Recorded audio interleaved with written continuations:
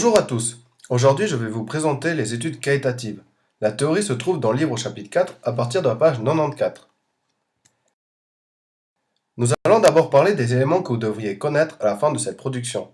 Ensuite, qu'est-ce qu'une étude qualitative?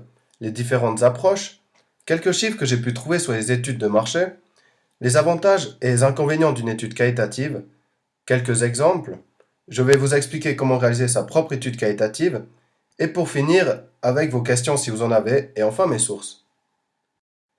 À la fin de cette production, vous devriez être capable de reconnaître une étude qualitative à une étude quantitative, connaître le but de faire une étude qualitative, et savoir réaliser sa propre étude de marché en faisant une analyse qualitative.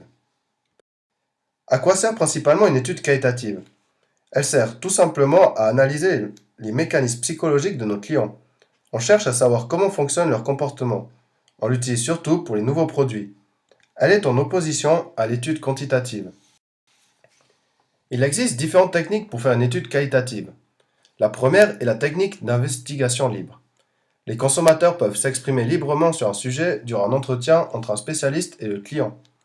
L'entretien peut être directif, c'est-à-dire avec des questions, ou alors non directif, qui veut dire sans questionnement, simplement une discussion entre deux personnes. On peut également utiliser cette technique dans une réunion de groupe afin de mieux connaître leurs habitudes.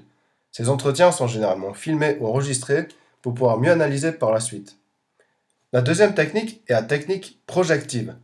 Elle sert à étudier les comportements des consommateurs de manière indirecte en le projetant dans des situations particulières. Par exemple, de cacher l'objectif de l'étude permet aux personnes qui analyseront les résultats d'accéder à des réponses qui n'auraient pas été données par les participants lors d'entretiens basiques. La dernière technique est celle de l'observation. Elle consiste à observer le consommateur, comment il se comporte sur le lieu de vente dans des magasins, avec par exemple analyser l'endroit où son regard se porte. En 2013, l'apport du chiffre d'affaires sur les études en France était de seulement 10% pour les études qualitatives et au niveau mondial de 16%. Alors que concernant les études quantitatives, le chiffre d'affaires se porte à 74% en France ainsi que dans le monde. On peut donc en conclure qu'une très grande partie des études sont faites à grande échelle, donc quantitatives, car elles coûtent moins cher et sont plus faciles à mettre en place.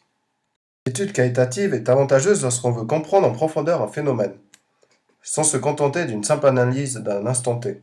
On peut essayer de comprendre pourquoi le client réfléchit ou réagit comme cela. Grâce à cela, on pourra mieux orienter notre marketing sur nos produits.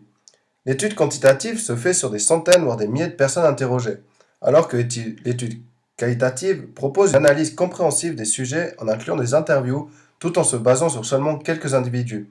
On peut appeler cela des micro-échantillons. On dépasse rarement une trentaine de personnes pour ce genre d'études. L'analyse qualitative comporte également des inconvénients. La première est celle de la durée. Ces études sont généralement longues car nous devons observer son client et par la suite une analyse de ses résultats doit être mise en place. Cette technique est également coûteuse. Elle peut faire appel à des nouvelles technologies et à des spécialistes dans le domaine. Au final, elles sont parfois peu représentatives du panel de nos clients puisque les échantillons sont généralement de petite taille. On ne dépasse rarement une trentaine de personnes comme dit précédemment. Le dernier inconvénient est celui du problème de motivation. Il est parfois difficile de trouver des personnes qui veulent donner de leur temps afin d'être interviewées sur leurs habitudes et leurs comportements. À quel moment préfère-t-on faire une analyse qualitative que quantitative?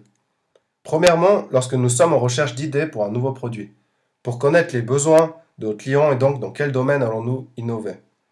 Lorsque nous recherchons un message à faire passer, on peut déjà le tester sur un micro-échantillon de clients pour observer s'ils sont réceptifs et donc si le message passe comme nous le voulons. Le troisième point est lié au deuxième. On peut tester des messages publicitaires pour savoir si la publicité est bien vue ou pas. Lorsqu'on veut connaître les nouveaux modes de consommation de nos clients, une étude qualitative peut être effectuée pour mieux connaître leurs nouvelles habitudes. Et la dernière est liée à tous les autres points. Elle a pour but de mieux connaître nos clients et leurs habitudes de consommation. Afin de bien réaliser sa propre analyse qualitative, nous devons remplir plusieurs points. Le premier est celui des objectifs. Sait-on à quoi vont-ils servir les résultats de l'étude? Ensuite, nous devons choisir la cible de l'étude. Va-t-on prendre seulement des jeunes, des plus âgés, ou alors essayons-nous d'avoir un panel représentatif de notre marché? Après avoir ciblé nos échantillons, il faut recruter les personnes qui voudront bien donner de leur temps à notre étude.